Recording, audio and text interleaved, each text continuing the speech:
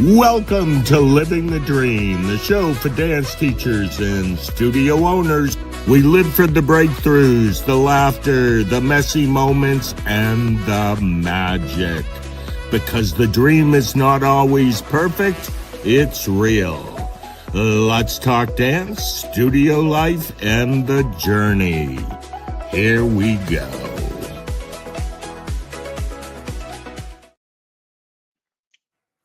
Hey everyone, happy Monday. Welcome to Living the Dream. I'm Regold, and I'm so glad you're here with us. And I'm Ann Bettonvil, and we're happy to be part of your Monday morning with you. If you are watching live, let us know where you are tuning in from. And as always, if what we talk about hits hard for you, let us know what you're thinking in the comments. And a reminder that Living the Dream is also available on Apple Podcasts, Spotify, and YouTube, so be sure to subscribe and never miss an episode. Ooh, so far so good, Miss Ann. Welcome, my co-host. This is Ann Bettonvil. And tell everybody a little bit about yourself and your unique partnership and your school. Okay, so I'm in Brampton, Ontario, Canada, where we have our studio, myself and my other two partners, Christy and Susie. So we're kind of an anomaly where there's three of us that own and run and direct the studio, and all of our responsibilities are divvied up between three of us instead of one person doing everything. Makes life a lot more doable. What is your most doable? What's your role within my that? role? So I'm in the marketing, creating new programming, delegating here and there. That's pretty much my main thing is that, and dealing with our admin staff. Okay. And teaching. Oh, you're still in the classroom as well? Still in the classroom 1 day a week. And what are you teaching? I teach 3 adult classes, jazz and tap. I teach a beginner adult jazz that has 16 or 14 in there. And I teach a level 2 adult jazz, which is all the people I used to teach when I was a young teacher that came back to dance. And there's about 16 of them in there. And then I teach an adult level 3 tap, which is our most advanced level. And there's 27 dancers in there. Wow. That one's crazy. You love the adults? I do. There's still a little bit of stress and nonsense that goes on with the adults, but you can joke around with them a lot easier than you can with the kids, maybe on a different level. My last couple years of teaching was the adult classes, tap and jazz adult class, because they were so large, and like you said, it's more of a chill. You laugh, you have a good time. Expectations are not the same as the advanced class. Yes, exactly. There's no school that they're stressing about and things like that. And their parents aren't coming to see me to ask me why they're in the back row. There you go. So I know that you're a member of the Gold Alliance and somebody who's into leading with a structure and leading a team that is successful. Tell everybody a little bit about your belief as a studio owner and what a CEO's mindset should be. For me, when I really started to feel CEO-like, it's only been the last few years, to be perfectly honest, that I kind of opened my eyes to the fact that, we really are CEOs of this very successful business. I think as a CEO, you have to know when to create balance. I've been thinking a lot about that because we've been discussing the owners who still want to teach a lot and still want to be in the studio. And I think that's fantastic, but there has to be balance. So if you're going to be in the studio that much teaching, then you got to find people to be in the right seats for you to make the studio run and flow. And you don't have to be stressing about all that at the same time you're doing what you're passionate about. And vice versa. If you're passionate about making the business run, maybe you can't quite be in the studio as much as you want to anymore. That's where I put myself so I could be available for my family. I also don't live close to the studio, so going in every day was getting to be a bit much. But yeah, then my son stopped dancing and started basketball life, and I did that for 4 or 5 years. So never missed a game as much as I could avoid missing a game. So yeah, balance. Balance, I think it's balance. good to show your team that too, that you don't have to be living at the studio or living at a business to make it work, to make it run. Ooh, okay. What in your opinion is the most necessary thing for us to do if we want to discover more balance as a studio owner? I think what helped me was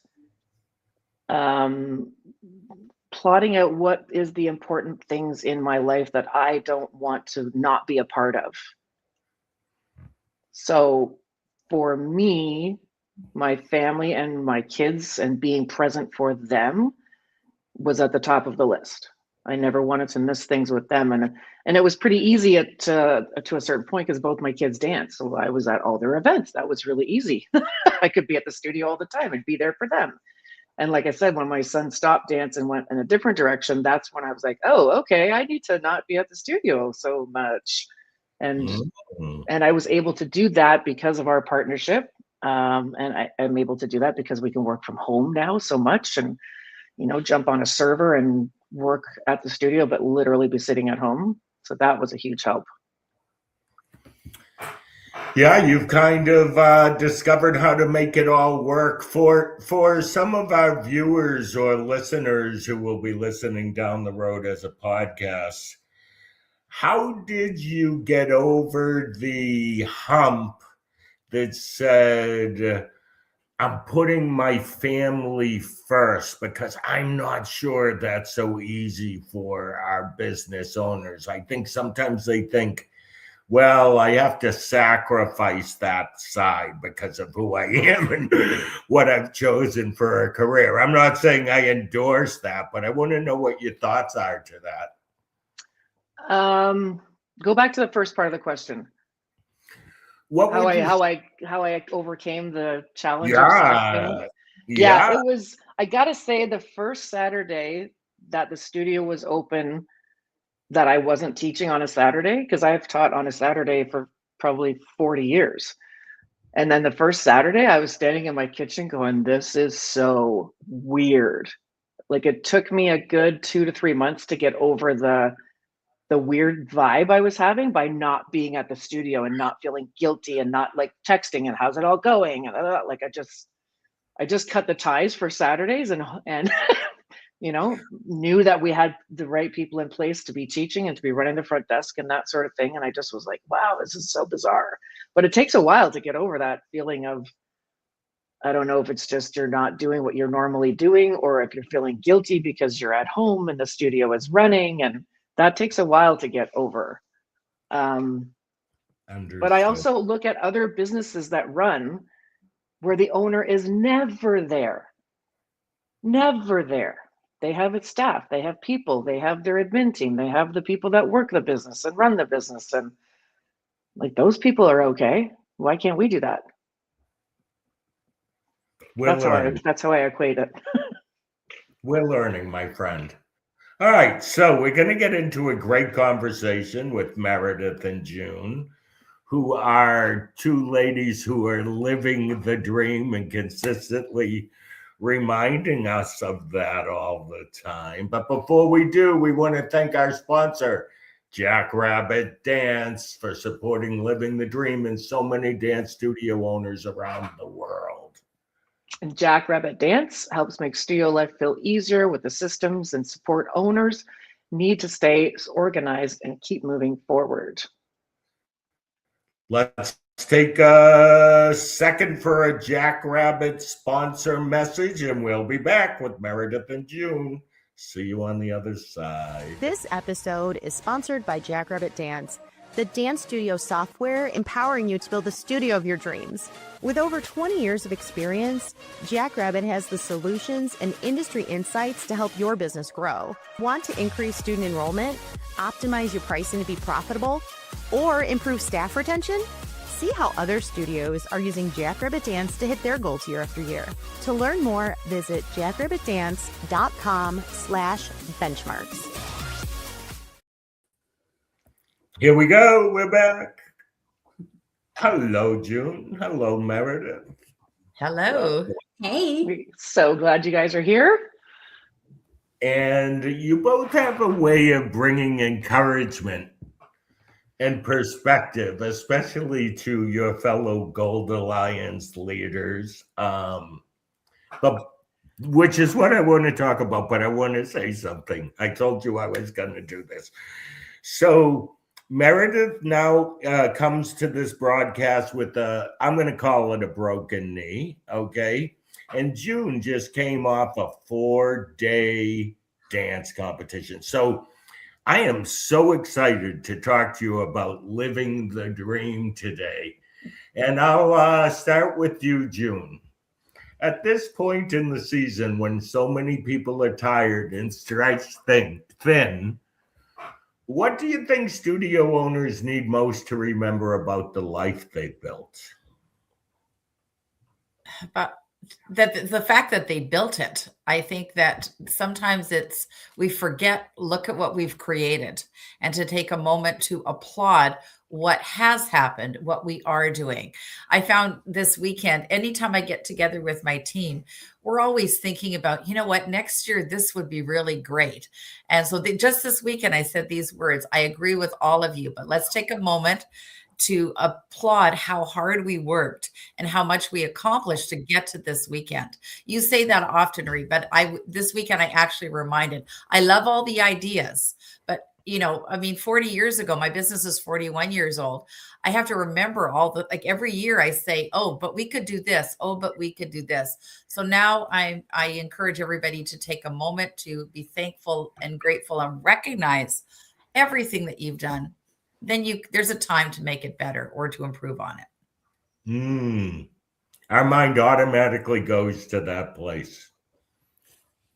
Meredith, when you hear the phrase living the dream, what does it mean to you now compared to what it meant to you earlier in your studio journey? So I think now I totally understand what living the dream is. Before, I thought it meant to work myself into exhaustion to make everything work. But now I totally understand that it's more about the balance and being able to run your studio successfully by delegating and to be intentional also with your family. We're in baseball season now. And so I make sure, I think I've only missed 2 games out of a bunch of them. And so I think living the dream is being intentional with your business and your family. Okay, I love that. I agree 100%.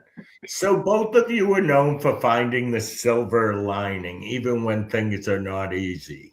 That sounds wonderful, but it's not always natural in real life. What helps you, both of you, stay grounded enough to actually see the good when the pressure is high? I could go on this one first, June, if you want. Sure. So spring is hard, guys. Spring is hard for everyone. But I got a broken knee. I have theater shows, recitals, competitions. Also, spring means company auditions, which means now we finish competition. So now we're getting the emails when the kids are maybe moving on to something else or going back. And so leading my staff through that to see the silver lining, I just said to them yesterday, I was like, look, guys, your role is a season with them.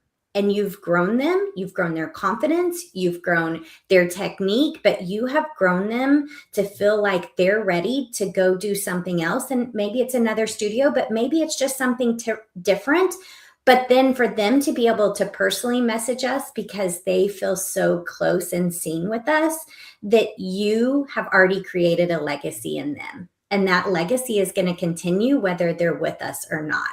So trying to just change the mindset of, oh my gosh, they're going somewhere else or they're not doing this, is to look at what we've done with that child and to see that we've readied them for their future, whether it's onto another studio or just to something else, but we have given them that confidence.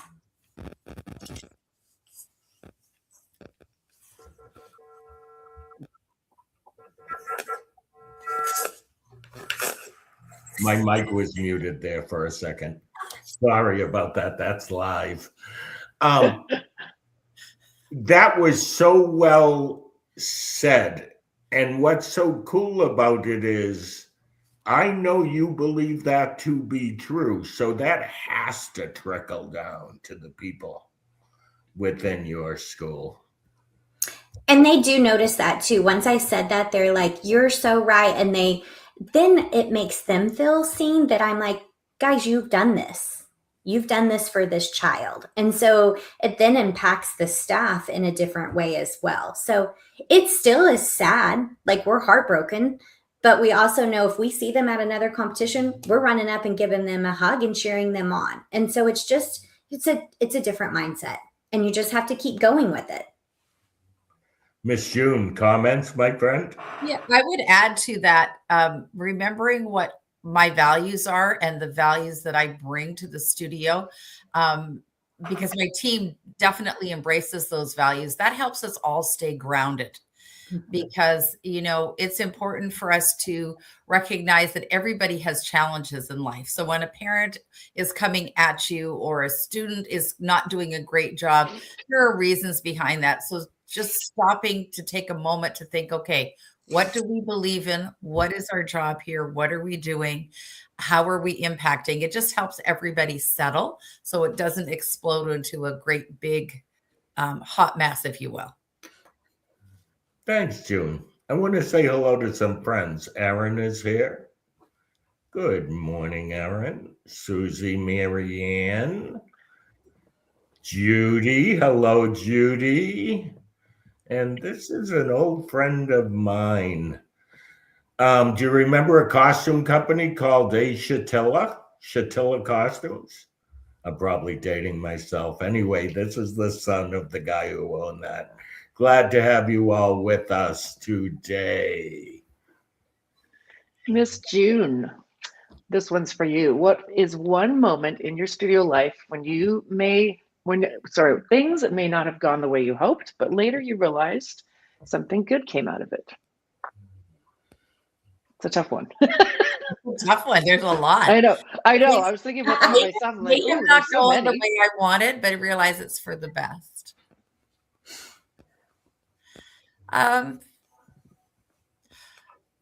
Well, I know that we just took on another space next to our current space. But about 8 years ago, I wanted to take on another space, had plans and everything, and it didn't happen. And I was thankful that it didn't happen then, because then COVID happened. I think little things like when I think I perhaps want to say something to a staff member or to a parent, and I just sit on it for a while to make sure, go over what my thoughts are so that I don't explode or don't say the wrong thing. I don't think that's what you're really talking about here, though. I'm trying to think about it's for the best. I don't really I think you're on the right track. Sometimes you kind of hold off on a conversation and it just ends up working its way out, and you didn't have to do anything. You thought it was a problem, but it wasn't. And that happens a lot because I built it up in my mind, and it's like, really? And to recognize that everyone I speak with comes from a different perspective. So if I just sort of take 48 hours to go, oh, I see where they're thinking, as opposed to like, why didn't you start your class on time? Or why didn't you get the costume order in? I don't say those things, but if you're thinking about that, if you just let them do the job that they were given to do, eventually it does get done. Easier said than done, you two happy, joyful people. Okay, Meredith, there's a difference between building a successful business and building a life that still feels good to live. How have you learned to protect your joy while still leading at the level that you do? I go to therapy. Okay, that's a great answer. I think you don't even have to say anymore. I love it. Thanks for sharing that with all.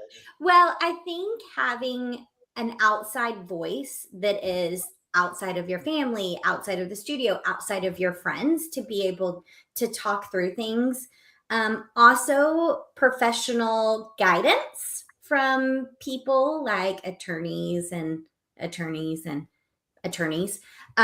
all have specialized areas. And so when a problem happens, instead of me spiraling over it, I call them and I'm like, hey, I need a quick 30-minute. And then when they talk me through with normal, like, this is normal, this would happen, this is what I would say and do. And I'm like, oh my gosh, that makes so much sense, instead of me thinking about all the drama of how I'm going to fix that situation. They're like, no, it's just this and a simple conversation. I'm like, well, that's why I pay you, because it just makes things easier. So I'm like, asking for help from the right people that are not involved in your studio, that are not involved with your families, that are outside 100% different voices. And that has really helped me not spiral over situations and just get a sounding board. Good answer. Therapy. And therapy. June, what does making living the dream a priority actually look like in a day-to-day life? Not the big picture, the real life habits, the decisions, the boundaries that make it possible. Not checking emails until a certain time period. It's usually 9 o'clock. I don't do anything when I first wake up.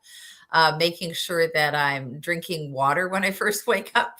I do that on the daily, and doing some form of movement that is 10 minutes before I do short 10-minute bits of movement throughout the day, making sure that I do that. And not needing to respond to emails right away. I've now set my timer to check the emails once in the morning and once in the afternoon. Yeah, so that's good. Constantly scrolling on them. I think just because we can work 24/7 doesn't mean we should be working 24/7 because of those darn little phones we have. True. I think this next question kind of goes in that direction. So Meredith, what are we sometimes glorifying in this industry that maybe we should stop glorifying? The hustle, the exhaustion, the overcommitting. The idea of being overwhelmed means we are doing it right. What's your thought on that? Yeah, this hustle culture that has been made it's not a real thing. Like, if you go over to the European countries, they're like, that hustle is a bad word. Like, they take off time. They only work so many hours. I don't know why we think we have to run ourselves into the ground to be successful. We just have to have the right systems, the right ideas and values set in stone, so that we're not using that whole hustle culture as like, this is the way I'm going to be successful. But also, social media glorifies that more than anything. Like, you got to tell everyone you're working so much. And if you're not working so much, then you're not doing it right. And I'm like, no, I think the goal would be to not have to work so much, to be able to spend more time with your family, invest in your employees so maybe they need some more hours. It's just this, I think we have it so backwards anymore. Somebody posted about how the masters should be an ideal way for everyone to live their life. Like, it's a no phone zone. So when you're there watching the masters, you cannot have your phone out.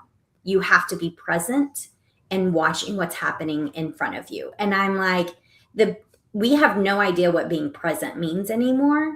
And so it's hustle, it's social media, it's all those things. And I think we need to really turn around and be present with our kids and our staff.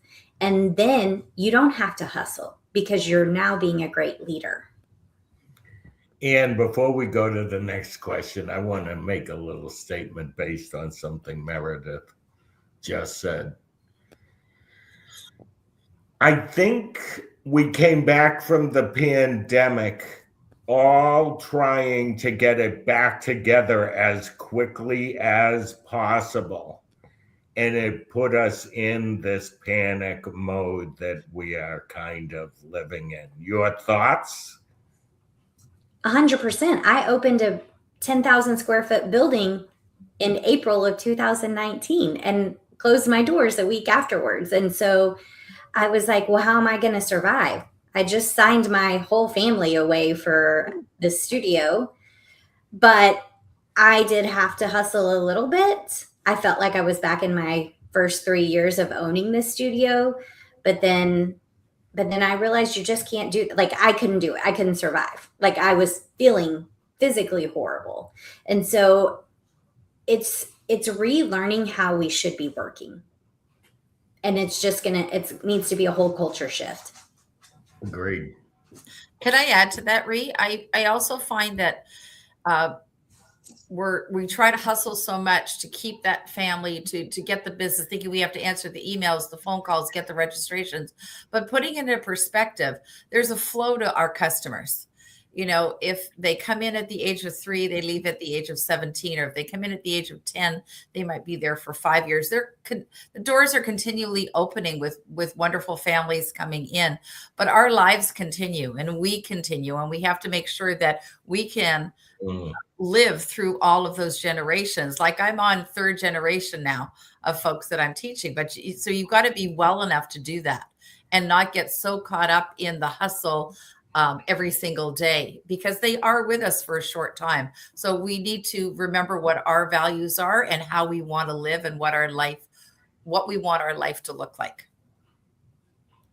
I think boundaries is a good word there to encompass all that. Set your boundaries, and it's really hard to live by them sometimes, but set them to live the life that you want to live.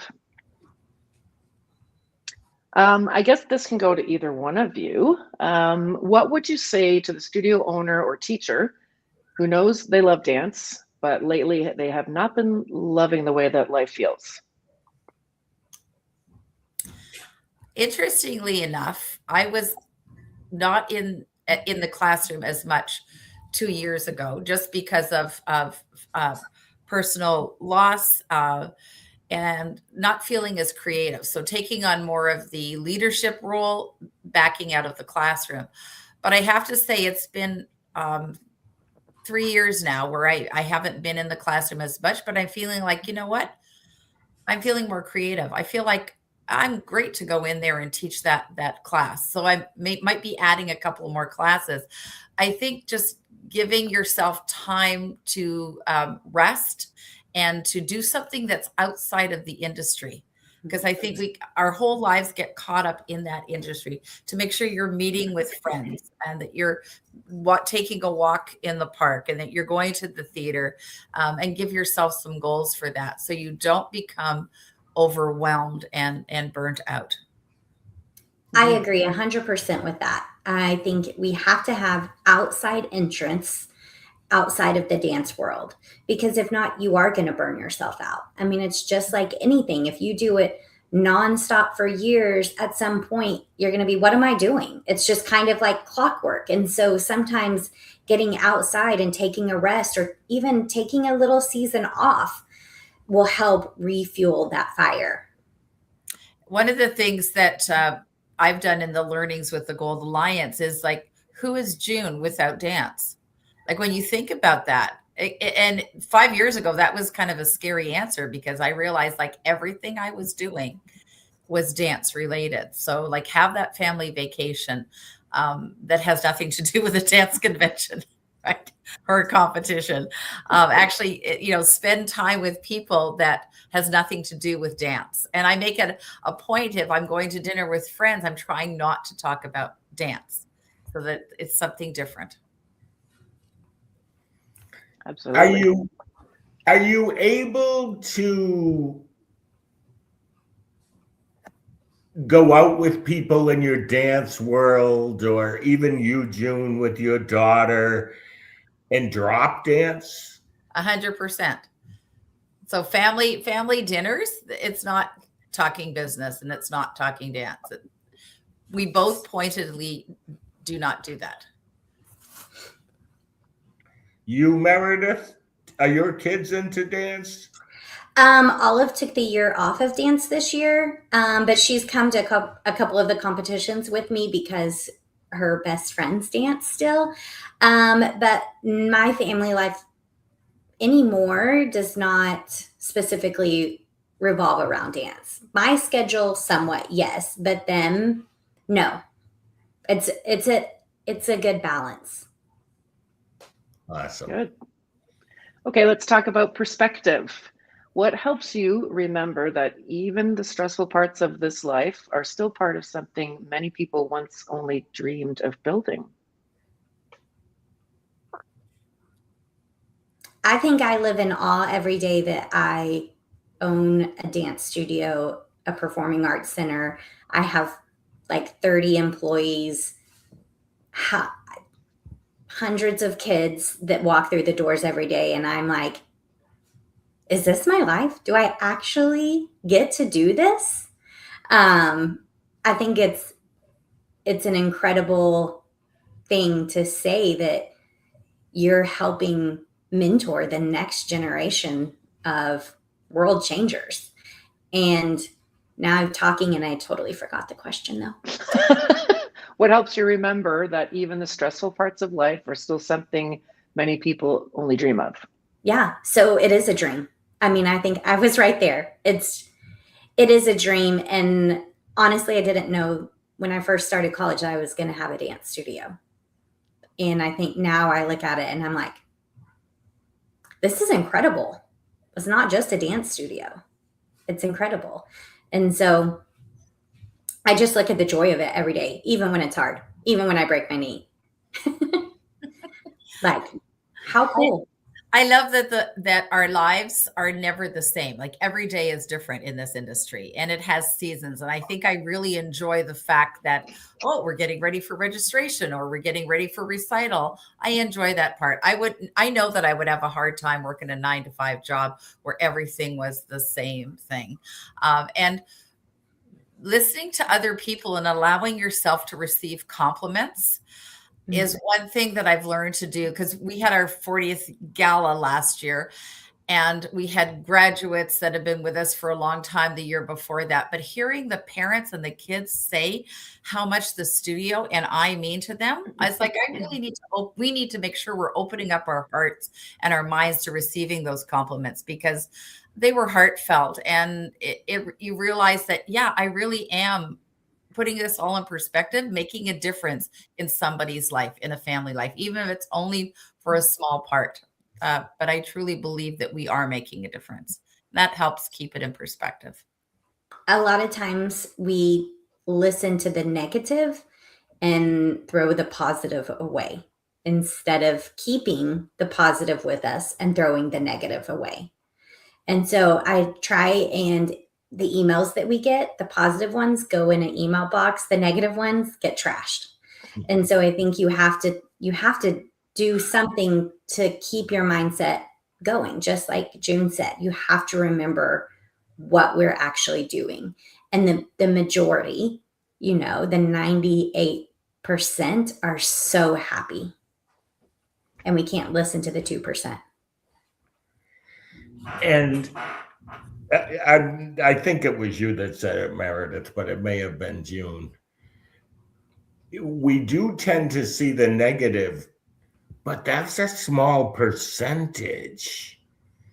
All the good is so much bigger and actually more clear, but somehow we see that negative piece that happened. And peace is the right word, because overall, the pie is exciting, fun, joyful, etc.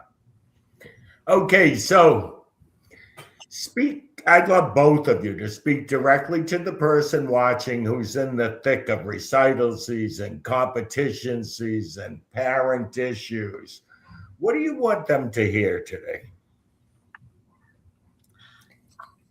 I'll go first. I would like them to hear that it's okay to take time for yourself, and you should. And when I say time, some people think that it's a whole day. I'm talking about 5 minutes a day.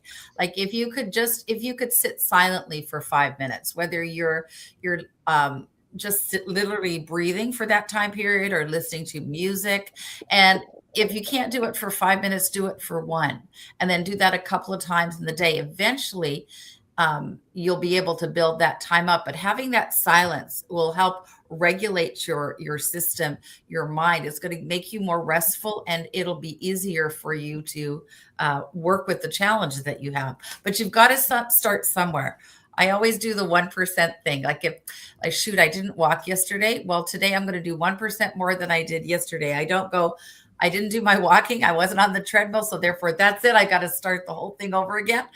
And walking on the treadmill for me, when I start back, it's like 5 minutes, but I'll do that 3 times a day.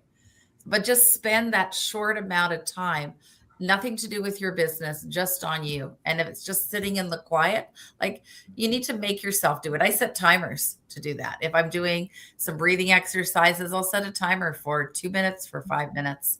Then I have a beginning and an end. I love that, June. I'll piggyback right on top of that. One of my biggest things, which I'm in the thick of it right now too with you guys. So I feel it. I feel the weight that it can cause. And so just like June, I'm stand outside with your shoes off in the grass and take deep breaths. Like it's 6 counts in, 2 counts hold, and 8 counts out. And you do that several times because what it is it's our nervous system is going crazy. And so that will help regulate yourself. And I would do that throughout the day. But then another thing that helps me, because I need to know what I need to get done this week, is Sunday night, I will set, this is my to-do list of the week. And my goal is to set it in Monday through Wednesday. So then when I didn't get something done, my Thursday and Friday have space to get those things done. So I'm going to overload the beginning of my week. So then I can, if I need to finish it at the end of the week, I can. If not, I have a little time off. But I need to like write specific things down that have to get done, because I'm like, fall registration has to come out at the end of this week. It's picture week. I have another round of theater shows in 2 weeks. My company are running video shoots this week. And then recital, the 25 recitals have to happen. And I have to make all the screen projections and a lot of other things that probably need to be written down. But if I don't write down what I need to get done this week, then my brain is going to be like, well, I'm going to go read this book, or I'm going to do this. And then on Wednesday, I'm like, oh, poop, I need to go and do all these things. And then it's baseball games and whatever. And so I schedule myself at the beginning of the week. So then if it doesn't get done, I have time, but I also have time at the end of the week. I'm not so much of a scheduler, but I do the brain dump. So like a Sunday night, and you could do that every night if you wanted, because if your brain is going to help you reset, get out of that fight or flight mode. If you empty it all out, write everything down that's worrying you, then you can sleep. And how often do we go to bed and wake up in the morning with a solution to something that we were worried about, because our brains were able to relax and reset? That's really important. Okay, I wrote down "oh poop." I was thinking only Meredith says "oh poop." I know. That's what they say in Oklahoma, folks. Oh poop. I don't want to tell you live on the air what we say in the Northeast, but I loved it when you said it. Same And you thing said in it with so Ontario. much joy and enthusiasm. Okay. We are going to the final round here. Uh-oh. Ann, why don't you take this first question? Sure. One word you want studio owners to hold on to for the rest of this season. Joy. She took my word. I think care as well. Joy and care. One thing you hope leaders stop doing to themselves immediately. Beating themselves up about stuff they have no control over. Not taking a rest. Good ones. One thing that helps you personally reconnect with gratitude when life feels heavy. Making sure at night to go through my gratitude list. And sometimes for me, it's like post it. I know I say off social media, but post it to social media, because then I know I've done it and somebody else might see it and think about that for themselves. Ooh, I'm with you on that one. I agree with that too. Spending time with my family. Okay, we've talked about this a little bit, but I want to hear it from each of you. What does living the dream look like for you in this season of your life? I'm getting a dog. I'm making time for that. My puppy will arrive probably the weekend of recital. I'll pick recital one day, pick up the puppy the next day.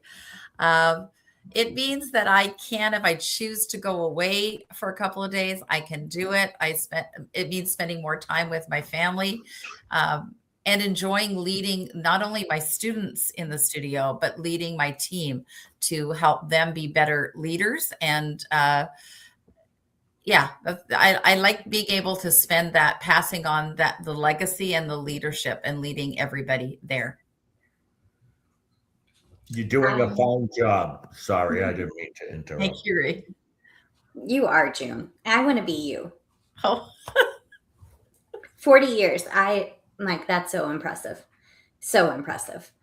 I think for me right now, living the dream is I'm walking into a very different season for myself with this injury, and it is going to be, it's going to be a change.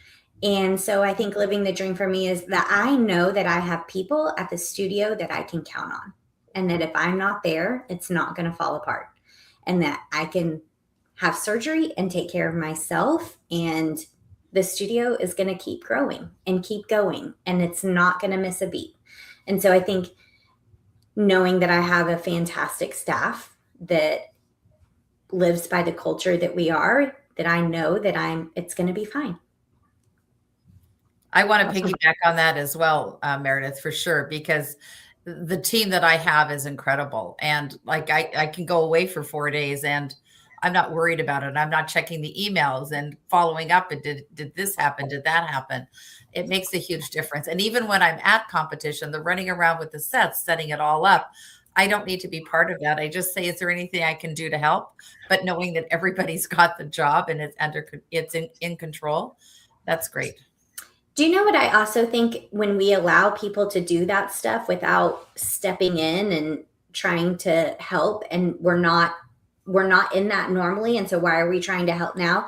I think when we're there and they know that we're watching them do that, I think they see that we value them. Like, they find value that we trust them and that we don't need to be a part of that. So on Saturday, I finished theater and I I left them to run the theater, which I never do. And I ran over to watch the end of competition. So I think that showed value to that employee, that I was like, I trust you. You've got it. Like, I've never left a theater show. You've got it. I'm going to go over here. And she was like, great. And then I got to competition and I said, guys, I'm here, but I'm in the audience sitting next to my friend Jenny. They're like, awesome. Enjoy. It makes them feel valued, that we trust them. And so it's a whole give and take for everyone. I think it shows that you guys are great leaders by building other leaders in your organization. That shows a good leader. Leaders leading leaders. Judy Meredith, thank you so much. This was encouraging and honest and so needed. Thanks. There was a lot of wisdom in this conversation, and I know so many people watching will walk away reminded to lift their heads, breathe, and just keep on trucking. And to everyone watching, thank you for spending time with us. We hope today reminded you that the dream is not about everything being perfect. It's about keeping your heart connected to the life and the purpose you've built, even in the middle of the hard stuff. And if today's conversation meant something to you, share it with a studio owner, a teacher, or a friend in dance who may need the encouragement. A big thank you to Jackrabbit Dance for sponsoring Living the Dream. And be sure to subscribe on Apple Podcasts, Spotify, and YouTube so you never miss an episode. Until then, keep leading, keep believing, and keep living the dream. Thank you, everyone. That's it for this week's Living the Dream. Thank you for being here, and thank you for giving dance kids a place to belong. Take the lesson, take the inspiration, and take care of yourself too. Keep living the dream. See you next time.